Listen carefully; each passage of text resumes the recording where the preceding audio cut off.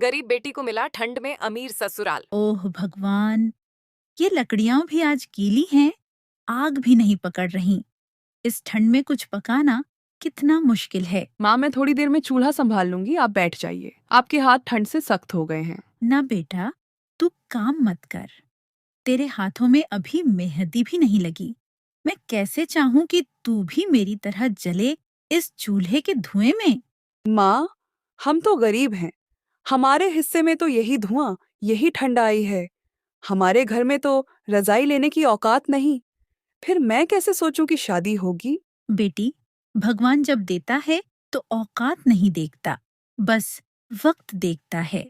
गांव का चौक, लोग बातें करते हुए। एक औरत कहती है, सुना है शहर से कोई अमीर घर वाले रिश्ता देखने आ रहे हैं। कौन अमीर घर वाले? हमसे क्या लेना? तेरी बिटिया सीधी सादी है, शायद उसी के लिए बात करने आ रहे हैं। माँ चौंकती है। दिल में उम्मीद और डर दोनों जागते हैं। घर तो छोटा है, पर लड़की बहुत साफ सुथरी लगती है। नमस्ते आंटी। इतनी ठंड में भी बिना स्वेटर बैठी हो। हमारे घर में रजाई तक नहीं है आंटी। स्वेटर तो बहुत बड़ी बात है। सबके दिल छू जाती है ये बात। माँ की आंखों में खुशी के आंसू, बेटी के चेहरे पर अनजाना डर और उम्मीद। शादी के बाद अमीर ससुराल में पहली सुबह, बर्फ सी ठंडी हवा खिड़की से अंदर आती है। बेटी अब बहू बन चुकी है। इतनी बड़ी रजाई, और ये क्या है? हीटर को देखती है, धीरे धीरे हाथ बढ़ाती है। उसकी गर्म हवा चेहरे पर पड़ती है। ओ, ये तो जैसे भगवान का दिया हुआ सूरज है। वह पूजा का सामान लेकर आती है, हीटर के सामने अगरबत्ती जलाती है। ननद हंसते हुए, अरे भाभी, ये पूजा नहीं, ये हीटर है। इससे ठंड भगती है, भगवान नहीं। माफ करना ननद जी, पहली बार देखा था, लगा जैसे भगवान की रोशनी फैल रही है। वह नल खोलती है, गर्म पानी निकलता है। वह चौंक जाती है।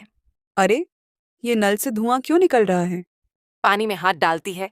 अरे, ये तो गुनगुना है। माँ, अगर आप यहाँ होती तो कहती, ये तो जन्नत है। वह बाल्टी में वही गर्म पानी भरकर बर्तन भी धो देती है। सादगी अभी भी वैसी ही है। बहू अब किचन में है, गाजर का हलवा और आलू का पराठा बना रही है। भाभी, ये तो ठंड में सबसे बेसिक डिश है। आप इसे इतना भावुक होकर क्यों बना रही हैं? क्योंकि हमारे घर में जब ठंड पड़ती थी तो बस गाजर देखकर ही लगता था कि भगवान ने मिठास भेजी है। देवरानी का चेहरा बदलता है। उसे एहसास होता है सादगी की कीमत का। देवरानी बहू को मॉडर्न बनना सिखाती है, कैसे कपड़े पहनने हैं, कैसे चाल में आत्मविश्वास लाना है। आपके अंदर मासूमियत तो पहले से है भाभी, बस उसे थोड़ा सा आत्मविश्वास दे दो।